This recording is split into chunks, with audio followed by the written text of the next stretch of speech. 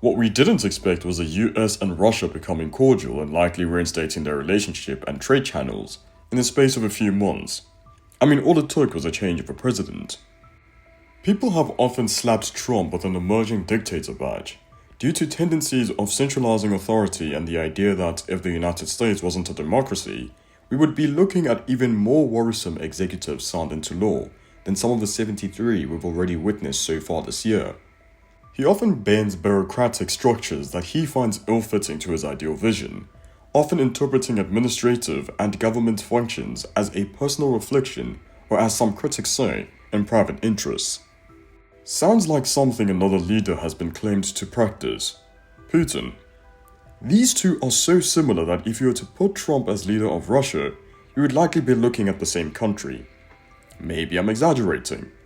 Here at Gaging, we couldn't help but notice the close relationship between the two, in addition to the similarities they share. Trump has often expressed admiration for Putin's centralized leadership, control, governance, and sovereignty.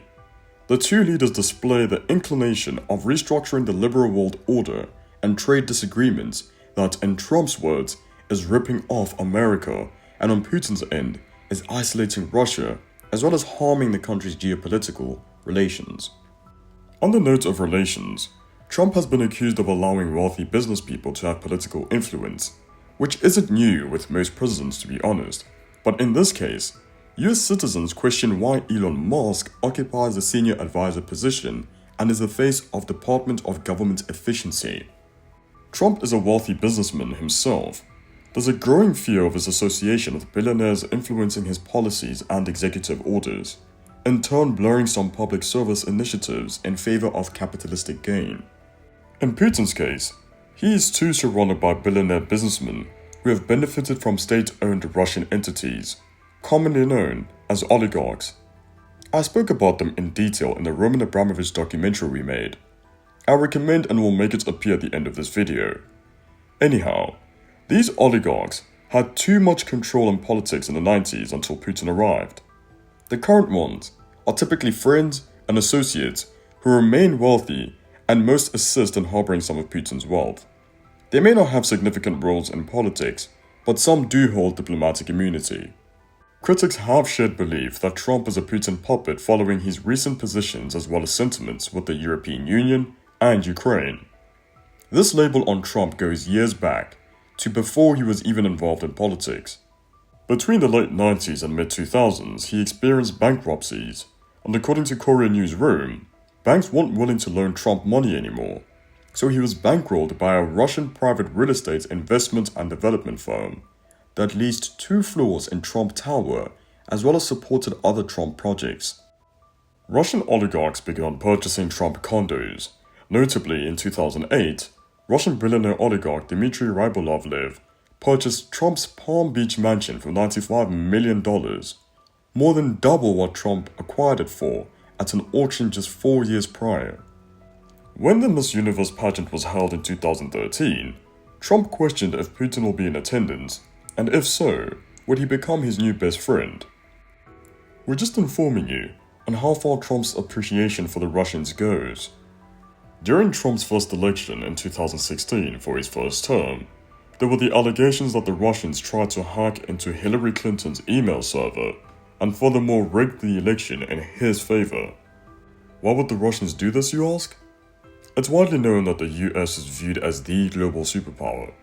Set foot on any continent and in most countries, the US has strategic agreements there, whether it be militarily or humanitarian aid. We'll zoom into one nation that is roughly double the size of the US, that doesn't want to find itself in a similar position.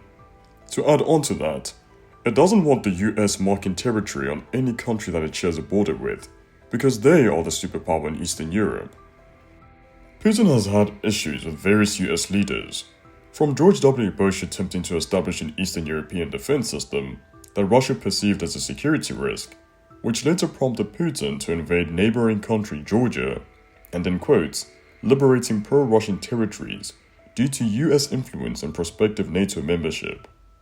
We discussed this in detail in our Georgia Political Divide production we made. I recommend it too.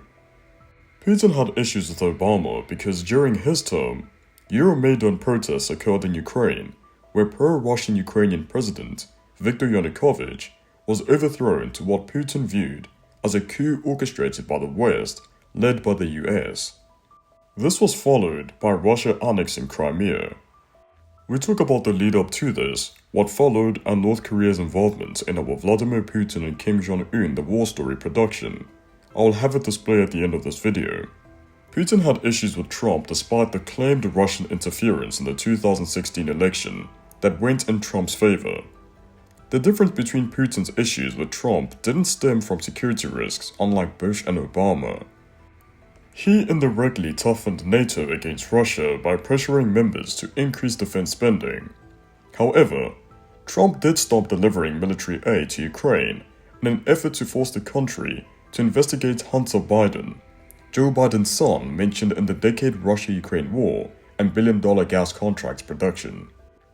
There was the economic competition, where Trump imposed sanctions on companies that aided the Nord Stream 2 pipeline, a project that created Europe's dependence on Russian gas. There was the US and Russian forces encounters in Syria, but fortunately never escalated into direct military conflict. This relationship was complex. The two kept it cordial and respectful. They had admiration for one another, but just like any relationship between nations, there will be economic competition, agreements, and disagreements. Now, when the Biden administration came in, there was widely broadcasted confrontational disagreements. Right out of the gates, Biden called Putin a killer in an interview in March 2021. Putin responded, "It takes one to know one." The Kremlin labeled this as an unprecedented, damaging, and said Biden undermined diplomacy as well as acted aggressively. During that month, the US approved $125 million in military aid, $150 million in security aid in the second quarter of the year, and at the NATO summit in June 2021, Biden supported Ukraine's future membership. By December, more security aid had been sent, including munitions. Upon gaining intel, the Russians had been massing troops around the Ukrainian border. In January 2022, the US offered $200 million in emergency military aid due to the fear of war escalation.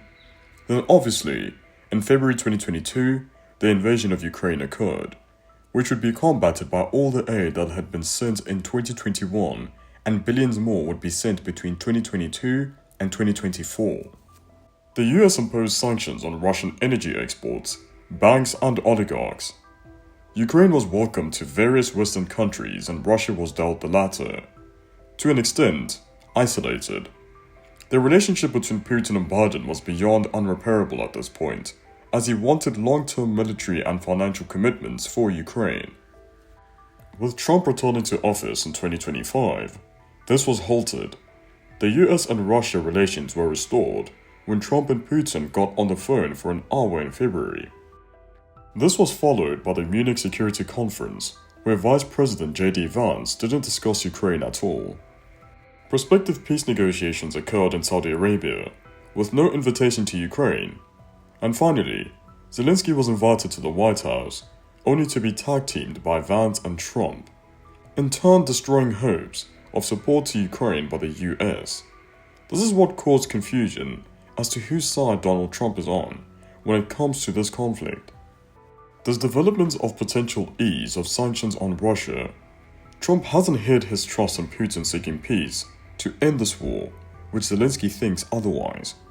I spoke and dissected Zelensky's views in our production titled "There Won't Ever Be Peace, Scary Months Ahead" you will receive at the end of this video. Do you recall the Russians' interference in the 2016 elections? Well, despite the call for repercussions on the Russians, Trump has halted offensive cyber operations against Russia to facilitate peace. Viewers, what you're seeing here with Trump and Putin is beyond just being close. These two are more similar than you believe. Trump didn't recognize Russia's annexation of Crimea in 2014, saying he believes Crimeans would rather be with Russia than where they were. In terms of the 2022 invasion, Trump has often just said it wouldn't have happened if he was president and blamed Biden's weakness.